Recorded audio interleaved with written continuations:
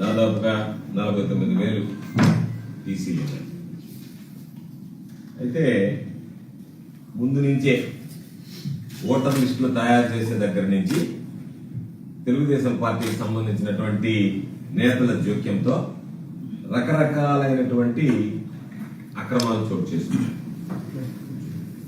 ఎవరైతే పోటీ చేస్తారనుకుంటారో వాళ్ళ రైతులకు సంబంధించి వాళ్ళకి భూములున్న రైతుల పేర్లు తొలగించడం,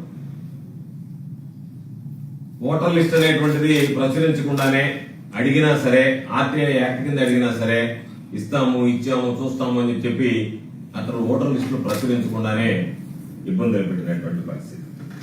వీటన్నిటితో పాటు ఖచ్చితంగా నో అబ్జెక్షన్ సర్టిఫికేట్ నామినేషన్ వేసేదానికి నామినేషన్ వేసేటువంటి అభ్యర్థి దాన్ని ఇవ్వాల్సి ఉంది. దానికి 2-3 రోజుల ముందు నుంచే ఎన్ఓసీలకు సంబంధించి విఆర్ఓ దగ్గరికి వెళితే విఆర్ఓలు అసలు అందుబాటులోనే లేకుండా వెళ్ళిపోవడం జరిగింది. ఫోన్లు స్విచ్ ఆఫ్ చేసి ఎంఆర్ఓ ఆఫీస్కి పోతే విఆర్ఓ దగ్గరికి పోమంటాడు, విఆర్ఓ దగ్గరికి పోతే విఆర్ఓ దొరకరు. రకరకాలైనటువంటి పాపం కొంతమంది తెలుసుకుని విఆర్ఓ వెళ్ళకపోతే మా దగ్గర సీళ్లు లేవు అని చెప్పి సంతకం పెట్టలేదు. దీంతో పాటు బెదిరింపులు, బ్లాక్ మెయిలింగ్లు ఇవన్నీ చూసిన తర్వాత వైఎస్ఆర్ కాంగ్రెస్ పార్టీ ఒక నిర్ణయం తీసుకునింది.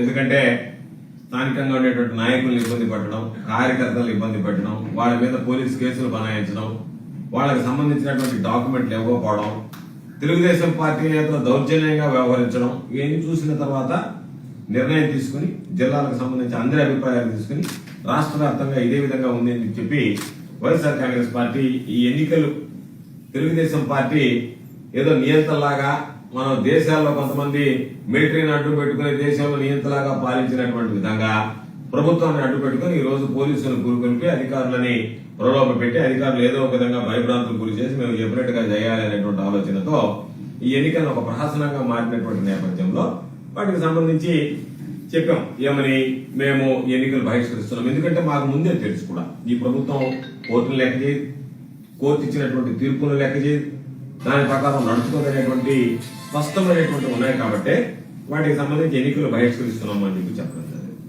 ఎంత దారుణమైనటువంటి పరిస్థితి అంటే ఎన్నికల అధికారులకి అసలు ఏమీ తెలియదు. అంటే వాళ్ళ కనీసం శిక్షణ కూడా ఇవ్వలేదు. కారణం ఏమిటంటే మీరు నేరుగా వెళ్తారు, తెలుగుదేశం పార్టీ వాళ్ళు ఇచ్చినటువంటి నామినేషన్ తీసుకోండి, మిగతా వాళ్ళ నామినేషన్ ఇట్లా తీసుకోబాకండి, ఆ పక్కన తెలుగుదేశం వాళ్ళు కూర్చొని నామినేషన్ తీసుకోండి అంటే తీసుకోవాలి. ఎవరన్నా ఉంటే వాళ్ళు తీసుకున్న నామినేషన్ చించేస్తే గమ్ముకపోవాలి. పోలీసులు ఏదైనా మాట్లాడితే నేరుగా జీపీకి ఇచ్చండి, తీసుకెళ్లి పోలీస్ స్టేషన్ లో కూర్చోబెట్టండి అని చెప్పినటువంటి పరిస్థితి ఏర్పడింది. దానివల్ల వదిలేశాం.